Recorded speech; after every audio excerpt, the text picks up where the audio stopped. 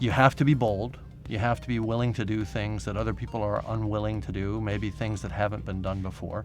Almost by definition, every artist has to do that. Nobody wants to see some recycled crap. But you have to be patient sometimes about the timing. And I've sat on ideas for a very long time. I think if an idea is good enough, this doesn't apply so much to the high-tech community, which has got a very, very fast cycle for ideas, being born and dying. But in terms of narrative ideas, the world that I live in as a filmmaker, an idea that was good 20 years ago should be good today, because we're dealing with universals of human stories. Obviously, the way in which it's dressed, the setting of it will change. I think there's a problem with movies that are too topical and too of the moment. You'll never create a classic that way. I'm not saying that I'm always trying to create classics, but I do like to think that a movie that I make, that I spend a year or 2 years of my life on, is going to have more of a lifetime than a few weeks in the theaters. That it's going to still stand 10 years from now and 20 years from now. So that's why I like to go for kind of timeless stories that are about universals of human emotion and relationships.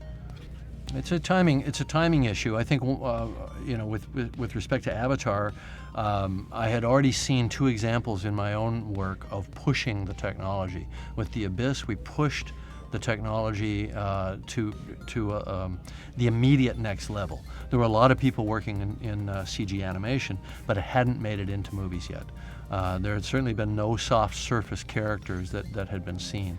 And so we did it with The Abyss. We pushed it just over the line beyond what it had done before. And then, knowing how successful that was, we did it again with Terminator 2. And then a couple of years later, I had this new company, Digital Domain, and our idea was, well, we want to create a whole bunch of a new suite of animation tools. I thought, well, I'll generate a film project that'll push it again, that'll nudge it downfield, and I was too aggressive.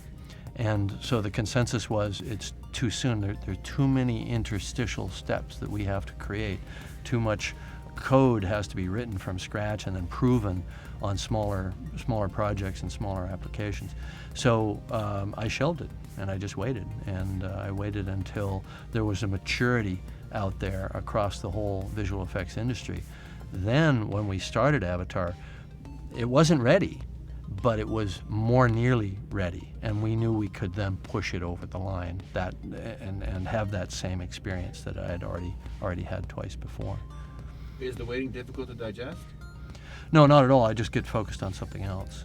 I've got lots of ideas, and lots of things interest me, and if I can't find a movie that's interesting, I'll go explore something. So, in fact, my problem is getting focused on something and actually making that decision that this is the thing I'm going to commit to. Because when you commit to making a movie, you just have to go all in. That's going to become your life.